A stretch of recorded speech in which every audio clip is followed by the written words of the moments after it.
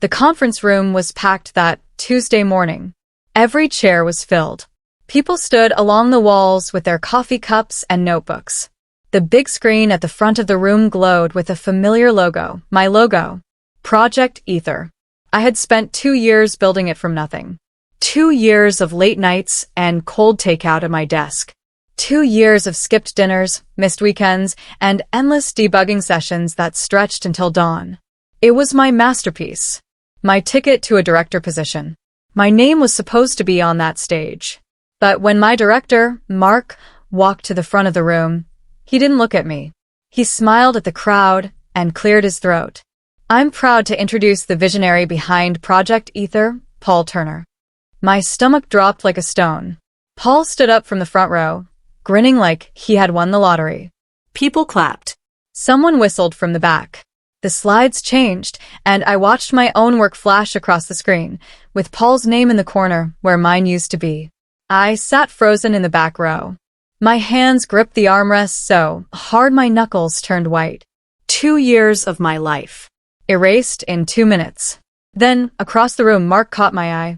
He gave me a faint, cold smile. And I knew this was no accident. After the meeting ended, Mark called me into his office. He sat behind his wide oak desk, fingers laced together, looking perfectly calm. Like nothing unusual had happened. Like he hadn't just stolen my future in front of 50 colleagues. "Kate," he said warmly, "I know this is a lot to process." I stayed standing near the door.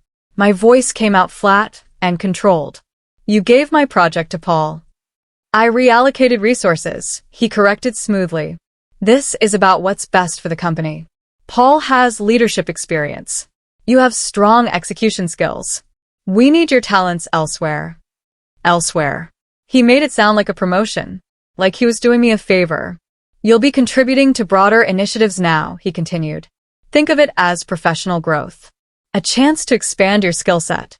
I stared at him, fighting to keep my expression neutral. "And what about the launch?" "I built the core architecture. I know every single line of code." His smile tightened almost imperceptibly. "Paul's team will handle it from here. I need you to stay focused on your new assignments and not rock the boat. The launch is in 1 week. This isn't the time for unnecessary drama." The threat was crystal clear. Stay quiet or lose your job entirely. He slid a folder across the polished desk. Inside was a list of tasks, boring, meaningless busywork that anyone could do. Then he looked up at me, eyes suddenly sharp. "I need you on board, Kate. Are you on board?" I took the folder slowly. I said yes. But inside, something fundamental shifted. That night, I stayed late at my desk. The office was dark and completely silent. Everyone had gone home hours ago. The only light came from my monitor, glowing pale blue against the empty cubicles stretching into shadows. I opened a blank document. For a long moment, I just stared at the cursor blinking steadily on the white screen. My chest felt tight with anger. My thoughts were a storm of fury and disbelief spinning endlessly. Then I typed a title, Notes. Underneath, I wrote the date and time. And I began.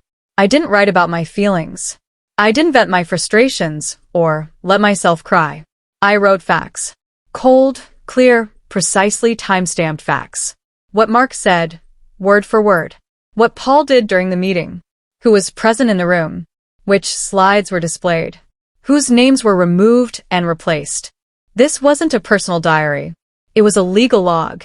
When I finished the first entry, I leaned back and rubbed my burning eyes. Then I remembered something important. I opened my email archive and searched for Mark's name with specific keywords. It didn't take long to find what I needed. An email from 14 months ago, sitting right there in my inbox. "Kate," it read, "your unique vision for Ether is exactly what this company needs. Keep pushing forward. This project will define your career here." His words, his official signature, his documented praise for my leadership. I saved the email to a new folder on my personal cloud drive. I named the folder Insurance. Then I closed my laptop and finally went home. The next morning, Sophia from finance pulled me aside. We were in the break room near the coffee machine. She glanced around nervously to make sure nobody was listening, then leaned in close to whisper.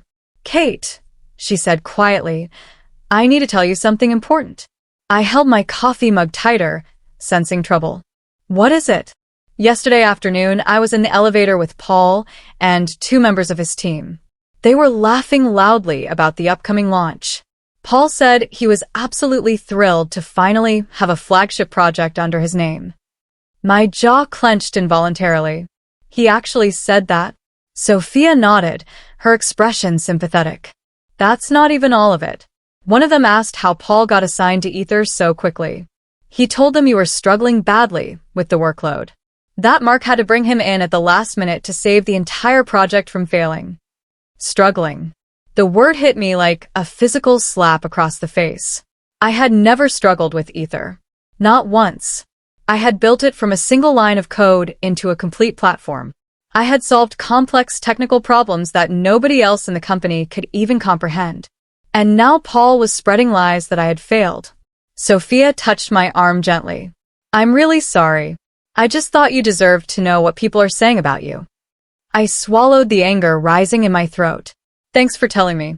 I appreciate it." She hesitated, then added quietly, "Be careful, okay? Mark protects his favorites fiercely. And right now, Paul is definitely his golden boy." She walked away, leaving me alone with my cooling coffee and a new, burning layer of determination. Mark kept his promise about my new role. My fresh assignment was auditing legacy code for an ancient system that nobody had used in years. It was buried deep in a forgotten corner of the company's servers, dusty, completely outdated, and utterly pointless work. They moved me to a cubicle on the far side of the floor, isolated from everyone else. No windows, no foot traffic, just me and a flickering overhead light that buzzed constantly. It was intentional isolation disguised as legitimate work. I understood exactly what Mark was doing. He wanted me out of the way and invisible. He wanted me bored, demoralized, and discouraged until I finally quit on my own and saved him the trouble of firing me. But I refused to quit. I sat in that dim, lonely cubicle and completed the meaningless tasks he assigned. I kept my head down. I smiled politely whenever people happened to pass by. And I listened carefully to everything happening around me. One afternoon, I heard laughter echoing from across the floor. Paul's team was huddled around a monitor, pointing at the screen with obvious confusion. "What is this weird error log?" someone asked loudly. "I have no idea," another voice replied, frustrated. "It keeps crashing every single time we try to push a new build." I recognized the problem instantly from their description. It was a module I had written myself, one that required a very specific initialization sequence to run properly. Without that knowledge, they were completely lost. They had absolutely no idea what they were doing with my code. I turned back to my own screen, said nothing, and added another detailed entry to my growing log. A week into my exile, someone important finally noticed me. Daniel, the head of product, appeared suddenly at my cubicle looking extremely stressed. His expensive tie was loose and crooked. His usually neat hair was disheveled. He was clutching a laptop like it was a ticking bomb about to explode. "Kate," he said urgently, "I desperately need your help." I turned around in my chair slowly. "What's wrong?" "The board of directors wants a complex data analysis completed by tomorrow morning. Mark's team says they're too busy with the Ether launch to help. Nobody else in this entire company knows how to build this kind of detailed report. Can you possibly do it?" I looked at the laptop in his hands, then back at his anxious face. This was my chance to prove myself. "Show me exactly what you need," I said calmly. He explained the problem in detail. It was genuinely tricky. Multiple layers of interconnected data, numerous different sources that needed integration, extremely tight formatting requirements. The kind of complex challenge I used to solve daily while building Ether. I worked through the entire night without stopping. By 7 a.m., I sent Daniel a completed, polished report. Clean. Perfectly accurate. Beautifully formatted and easy to understand. He called me an hour later, amazement clear in his voice. "Kate," he said, "this is absolutely incredible work. You really did all this in just one night." It's what I do, I replied simply. He paused for a moment, thinking. Then he asked a question that changed everything for me. Why aren't you working on the Ether launch? This is exactly the kind of sharp thinking we desperately need up there. I let the silence hang meaningfully between us. That's a very good question, I said quietly. After that successful report, Daniel started inviting me to lunch regularly. At first, it was casual, just coffee together in the courtyard, a quick friendly chat about work and industry trends. But soon, other department heads began joining our conversations. Senior people from operations, strategic planners, people who actually made important decisions at the company. I never once complained about Mark or Paul during these meetings. I never badmouthed anyone or aired my grievances publicly. Instead, I listened carefully. I asked thoughtful questions about their biggest challenges and ongoing problems. I offered small, helpful suggestions when appropriate. When they mentioned issues they were struggling with, I quietly solved them without making a big deal about it. A formatting issue plaguing an important client presentation. A broken formula buried in a complex budget model. A confusing technical report that needed clearer translation for non-technical executives. I made myself genuinely useful without making unnecessary noise. And slowly, people throughout the company started to notice my value. You're incredibly sharp, Daniel said one afternoon over lunch. Why haven't I seen you participating in more important meetings before now? I shrugged casually. I've been busy with other assignments. He studied my face for a moment, sensing something beneath my words. Then he lowered his voice conspiratorially. Between us, the board is getting quite nervous about the Ether launch. The last demo for executives didn't go well at all. Paul couldn't answer basic technical questions about the system. My heart beat faster at this news, but I kept my face perfectly calm. That's really unfortunate, I said evenly. Daniel nodded slowly, his expression troubled. Yeah, it definitely is. He didn't say anything more, but I could clearly see the seeds of doubt forming in his eyes. 3 days before the scheduled launch, the cracks finally started showing publicly. Paul sent a company-wide email marked with high urgency. The panicked subject line read, "Need immediate help. Original environment variables for Ether's staging server." I almost laughed out loud when I saw it. Environment variables were the absolute foundation of the entire system. Without the correct configuration, nothing would run properly at all. I had created those original settings myself during the very first month of development. But Mark had never asked me for them during the handover. He had never requested any documentation or transition meetings. He just seized the project and foolishly expected everything to work by magic. Now Paul was publicly panicking in front of the whole company. Reply emails flooded in within minutes. Nobody knew the answer. Nobody had the configuration files. The confusion was spreading rapidly.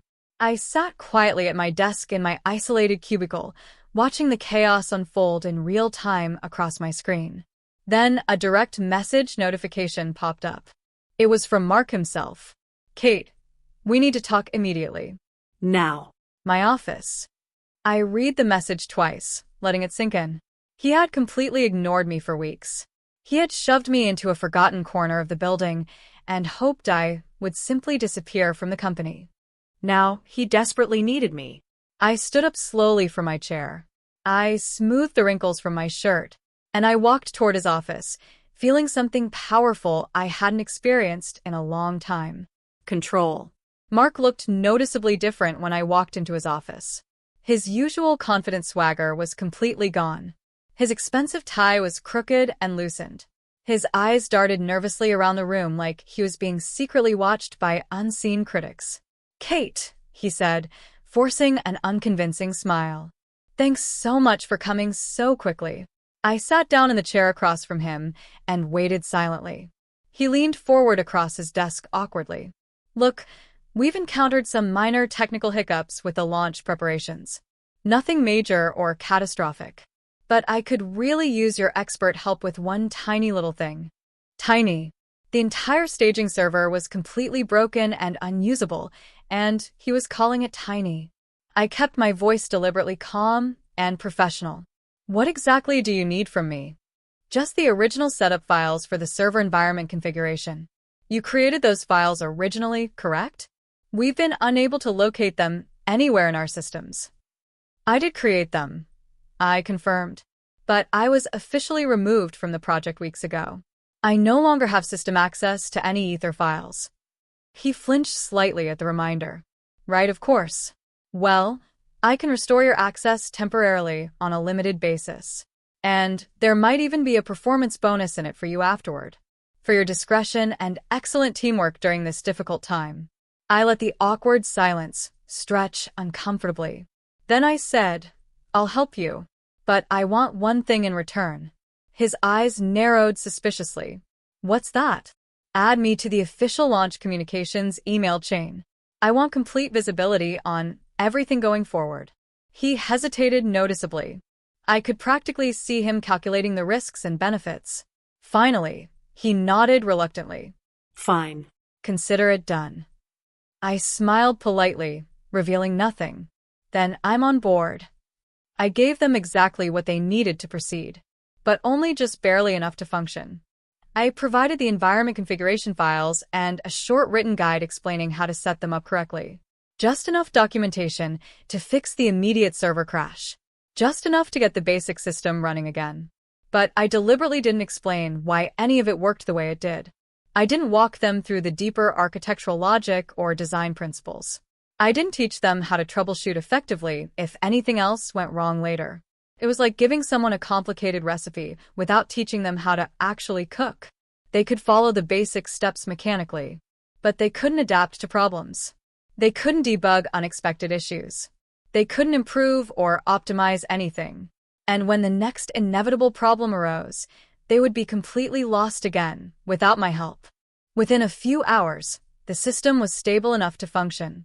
Paul's team celebrated loudly, like they had just conquered Mount Everest. Paul quickly sent an email to the entire launch communications chain. Crisis successfully averted. Proud to announce we've untangled the legacy technical issues and gotten everything back on track smoothly. Great teamwork from everyone involved. He didn't mention my name anywhere in the message. I read his self-congratulatory words and felt a cold, knowing smile slowly cross my face. Let him celebrate prematurely. Let him take all the credit he wants. Because when this launch eventually failed, and it absolutely would fail, there would be nobody left to blame except him. I carefully saved the email to my evidence folder, and I kept quietly building my own future. Every night after regular work hours, I disappeared into my private project. Not physically, I was still sitting at my desk in my lonely cubicle, but my mind was somewhere else entirely, focused on something far more important. I had started a new development project in a private code repository that only I could access. I named it Project Ember. Ember was everything that Ether should have been from the very beginning. Same core vision and purpose. Same fundamental goals. But rebuilt completely from scratch. Cleaner, faster, more flexible, and infinitely more scalable. I stripped out all the bloated, inefficient code that Paul's inexperienced team had carelessly added. I removed the lazy shortcuts and temporary patches that slowed the entire system down. I designed every component to scale elegantly, to adapt smoothly, and to grow organically. It was like sculpting a beautiful statue from raw marble. Every night, I carefully carved away the excess until something truly elegant emerged from the stone. This wasn't just about revenge anymore. This was about professional pride and artistic integrity. I had poured my entire soul into building Ether.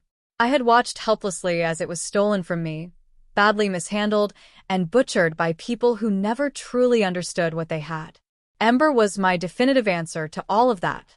After 3 intense weeks of late nights and focused weekends, I finally finished the alpha build. I ran the first comprehensive test with trembling fingers. The interface loaded instantly, smooth as silk. The data flowed like water through the system. Every feature worked exactly as I had designed it.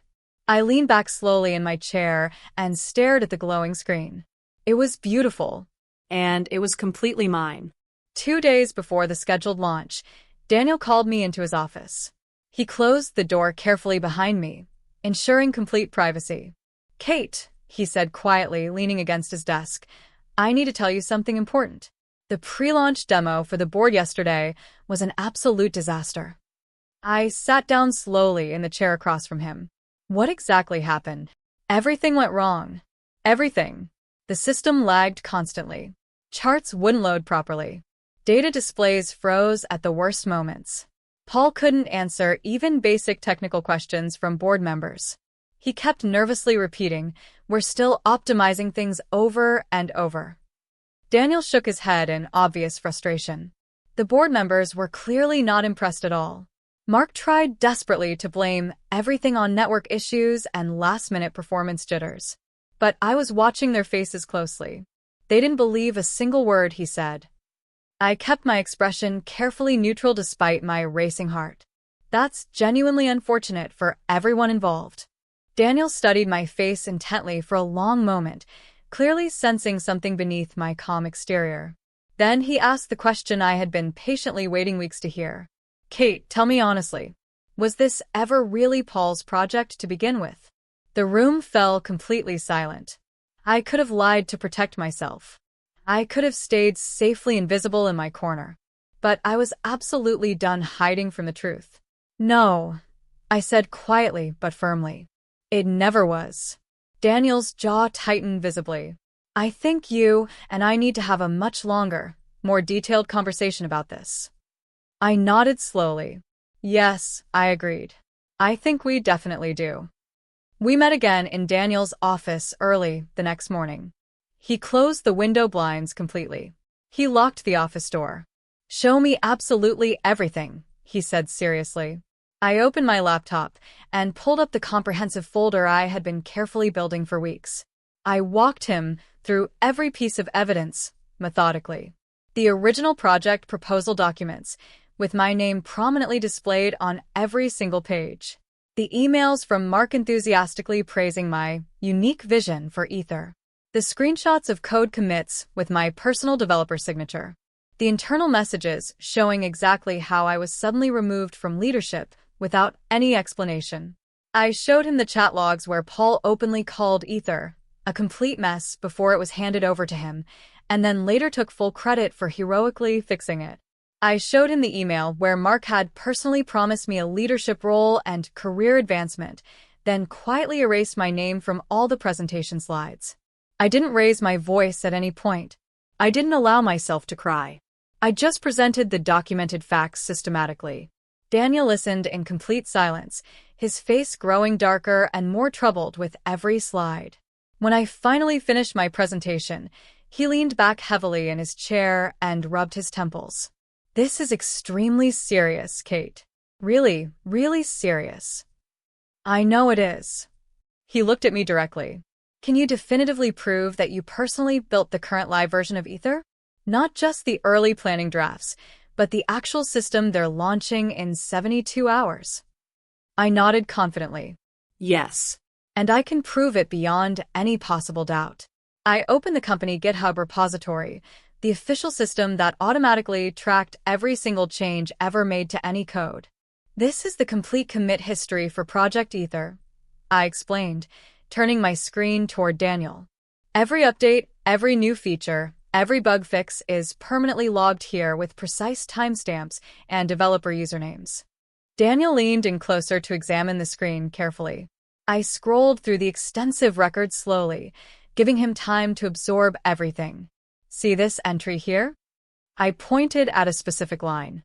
"This is my personal commit signature. It appears on every major innovation in the entire system. The core data engine, the visualization module, the security framework, the API architecture. All of it came from me." I continued scrolling through months of development history. Now look carefully at Paul's contributions to the codebase. His username only appears in the last 3 weeks before launch. And his commits are incredibly small, minor formatting tweaks, surface-level text edits, cosmetic changes. Nothing structural or significant whatsoever. Daniel stared at the undeniable evidence on the screen for a very long time. "Mark never thought to alter this history?" he finally asked. "He never even considered it," I said. He arrogantly assumed I would just accept the situation and stay quiet forever. He never imagined for a moment that I might actually fight back with evidence. Daniel exhaled slowly, processing the implications. The launch is scheduled in exactly 72 hours. If we go public with all of this right now, it could completely blow up the entire event. I shook my head firmly. I don't want to sabotage the launch. That would hurt the company badly, and especially the clients who are genuinely counting on this product. He frowned, confused. Then what exactly do you want? I closed my laptop with a soft click. I want a plan for the day after the launch. Daniel leaned forward with interest. What kind of plan are you proposing? I spoke carefully, having rehearsed this moment many times in my mind. After the launch concludes, there will inevitably be a formal review meeting. There always is for major releases. I want to be included in that meeting, not as a silent bystander, but as a key voice with authority to speak. He nodded slowly, understanding. Continue. I want a formal lessons learned session scheduled with the CTO, Amelia. Officially initiated and sponsored by you personally. I want the complete truth placed on the table, not as office gossip or rumors, but as thoroughly documented factual evidence. Daniel studied my face carefully, seeing the determination there. You're not asking for revenge against anyone.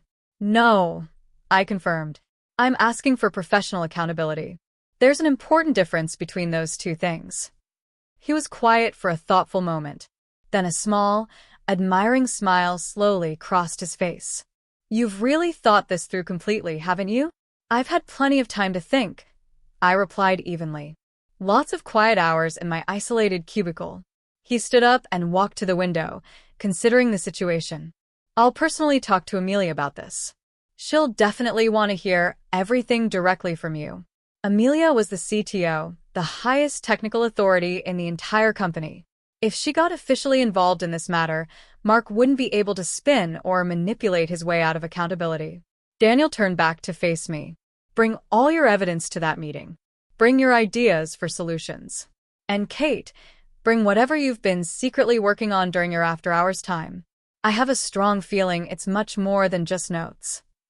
I allowed myself a small smile. It definitely is. Launch day finally arrived. The main office buzzed with nervous, excited energy. Technology journalists were invited to cover the event. Important clients dialed in from video conference rooms across the country. The large presentation space was decorated with colorful banners and fresh flowers. Mark stood at the front of the room, beaming with artificial confidence. Paul sat beside him in the front row, nervously adjusting his tie every 30 seconds. I watched everything unfold from the back of the crowded room. At exactly 10 a.m., the Ether system went live to the public. For the first hour, everything seemed to function acceptably. People clapped politely at the demo.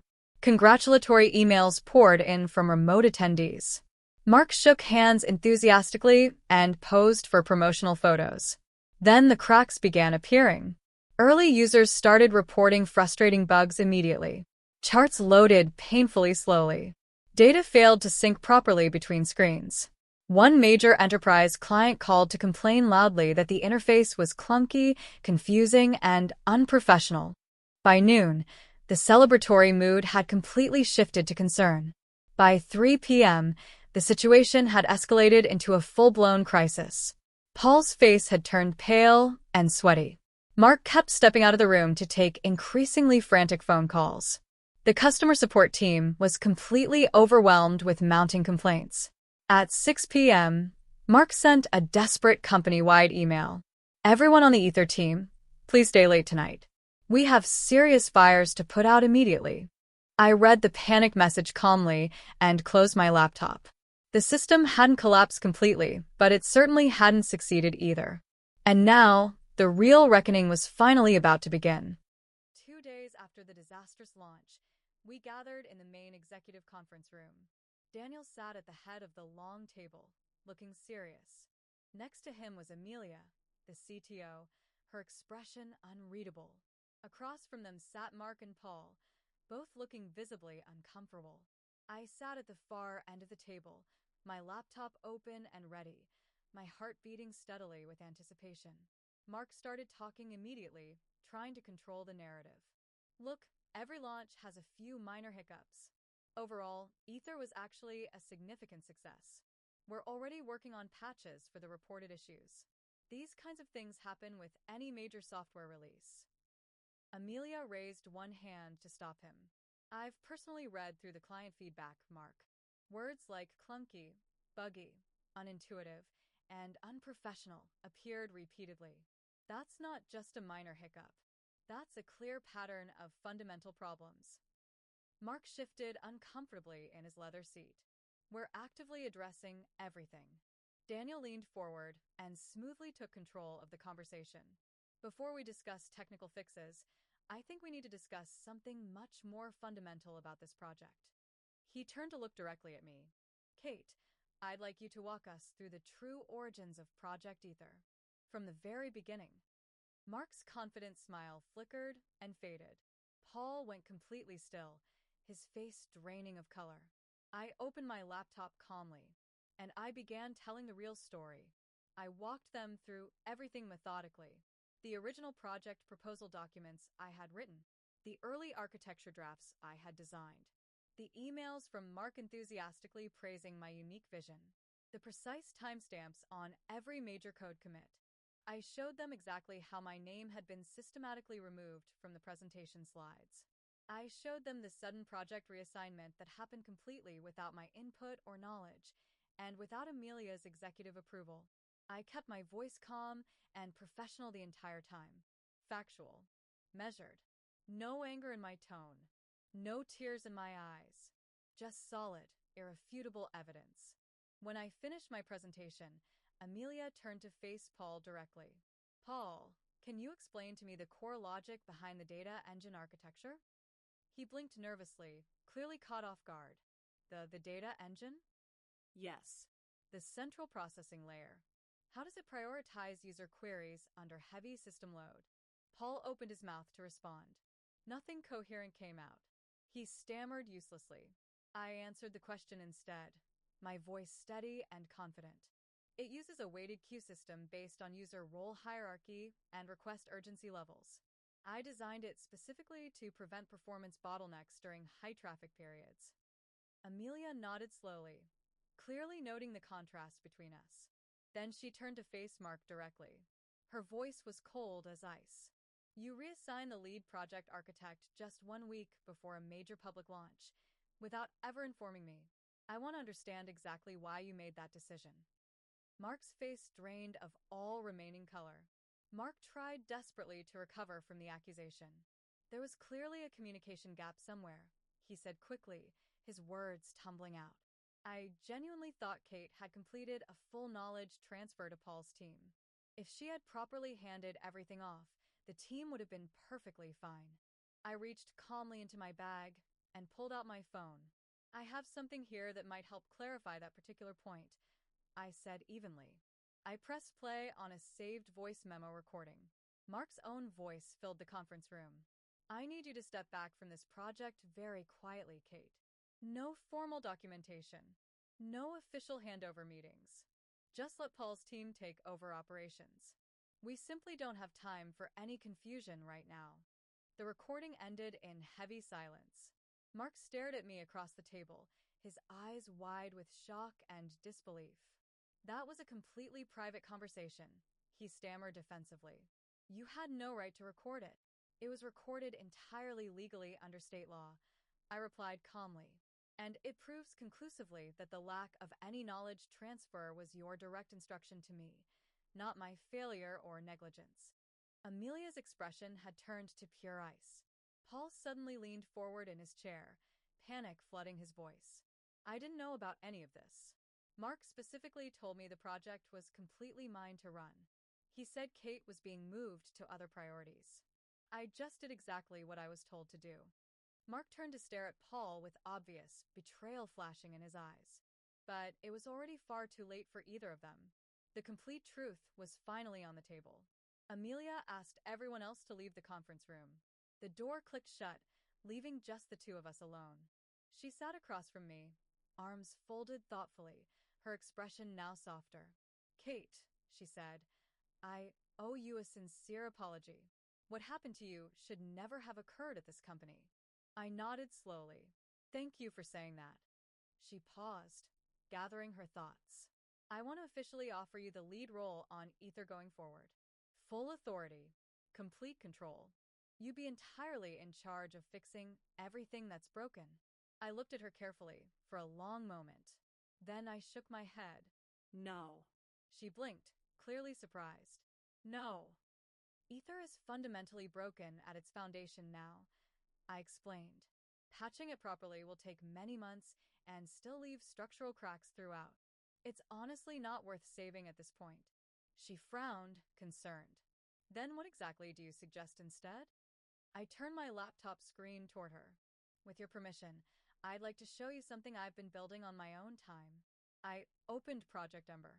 The interface loaded instantly, smooth, elegant, responsive. I walked her through the clean architecture, the modular, scalable design, the efficient code structure, the features that Ether should have had from the very beginning. Amelia stared at the screen with growing amazement. You built all of this completely by yourself? Every single line of code, I confirmed. She leaned back slowly, her eyes wide with genuine admiration. This is exactly what we paid for. Amelia asked question after detailed question. How did the data synchronization work across modules? How did the security layers connect and authenticate? How fast could the system scale under heavy user pressure? I answered every single question confidently and completely. She tested the demo herself, clicking through screens, entering sample data, pushing the system hard to find its limits. Ember didn't crash. It didn't lag. It didn't freeze or stutter. When she finally stopped testing, she looked at me like she was truly seeing me for the first time. This is better than anything we've shipped in the last 5 years. I said nothing in response. I simply let the work speak for itself. She closed the laptop gently, almost reverently. Why didn't you show this to anyone earlier in the process? Because I needed people to witness the failure first, I explained honestly. If I had revealed Ember before Ether launched, Mark would have found a way to bury it, and bury me along with it. She nodded slowly, understanding the strategy. That was very smart thinking. Then she leaned forward with intense interest. What do you need to make Ember the official company platform? What budget? How many people? What resources and tools?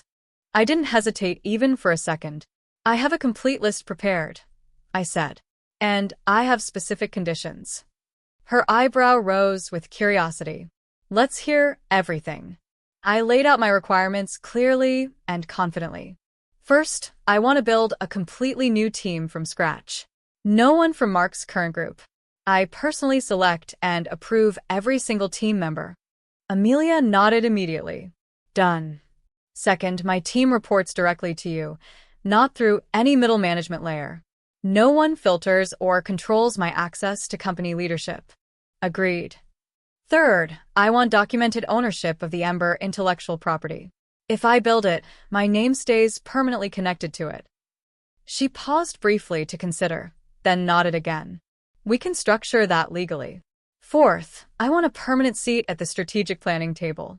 Not as an occasional guest, as a standing voice in all major product decisions. That's completely fair. I took a deep breath before my final condition. And fifth, Mark is permanently removed from any oversight of my work or career trajectory. I don't report to him. I don't consult with him. He doesn't touch anything I build. Ever again. Amelia studied my face intently. For a long, heavy moment, neither of us spoke. Then she smiled with what looked like genuine respect. You're not negotiating with me, she observed. You're stating terms. Yes, I confirmed. Because this is the fair price of my talent. And I know exactly what it's worth now. She extended her hand across the table. Done. All of it. Now, let's discuss what happens to Mark and Paul. The official restructuring email went out 3 days later. Company-wide distribution. Official corporate letterhead. Carefully worded, but unmistakably clear. A new division was being formed immediately. The Advanced Platforms Group. I was named as its founding director. My team would lead all future product development initiatives, starting with a platform codenamed Ember. The announcement praised the bold new strategic direction and visionary technical leadership. My name was mentioned prominently 4 separate times. Buried near the bottom of the lengthy email was a smaller, almost afterthought note. Mark Jennings will be transitioning to a special projects advisory role, effective immediately. Everyone in the company knew exactly what that meant. Special projects was the corporate graveyard where failed careers went to quietly die. Paul's name wasn't mentioned anywhere at all. His role had been silently eliminated from the organizational chart. According to the internal company directory, he was no longer employed here. I sat at my new desk, a spacious corner office with wide windows and actual warm sunlight streaming in, and read the announcement email one final time. Then a new notification popped up on my screen. A message from Mark. Subject line, "Can we talk?" I stared at it for a long, satisfying moment. Then I typed a brief reply. "Tomorrow. My office. 9 a.m. I clicked send with a small smile. Let him come to me now. Mark arrived at exactly 9 o'clock the next morning. He looked noticeably smaller somehow. Diminished. His expensive suit was wrinkled and poorly fitted. His eyes were tired and bloodshot. The supreme confidence he once wore like impenetrable armor had completely crumbled away. He sat down in the chair across from my desk, his hands clasped awkwardly in his lap. "Kate," he started, his voice unsteady, "I know things got complicated between us, but I want you to know, I always genuinely respected your technical work." I didn't respond. I just watched him.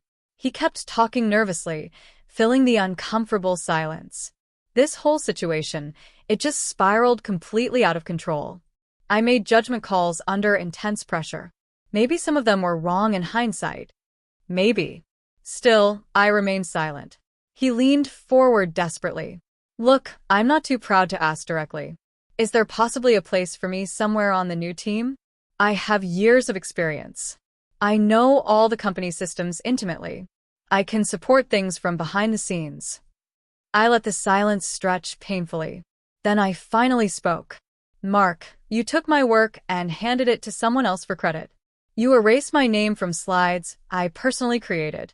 You directly threatened my job if I didn't stay quiet." He visibly flinched at each point. "You didn't make difficult judgment calls. You made deliberate choices.